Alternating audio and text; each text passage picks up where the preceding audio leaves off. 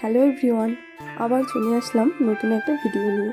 তো দেখো, কিছুদিন আগে আমরা গিয়েছিলাম একটা পুচকুর অন্নপ্রাশনে। সেখানে গিয়ে কি খাওয়া দাওয়া করেছিলাম সেটাই তোমাদের সাথে শেয়ার করছি। প্রথমেই পড়ে গেল ফিশ কাটলেট, কাসুন্দি আর স্যালাড। তো সেটা শেষ করার পরেই চলে আসলো ভেজ ডাল আর ঝুরি ঝুরি আলু ভাজা।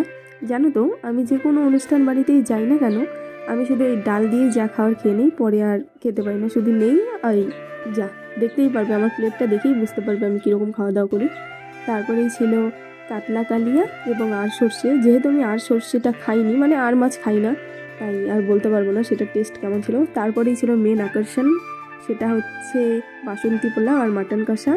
আর আমার সব থেকে প্রিয় পছন্দের জিনিস মেটেটাই পড়েছে। তোমরা কি কি মেটে খেতে পছন্দ করো অবশ্যই জানাবে।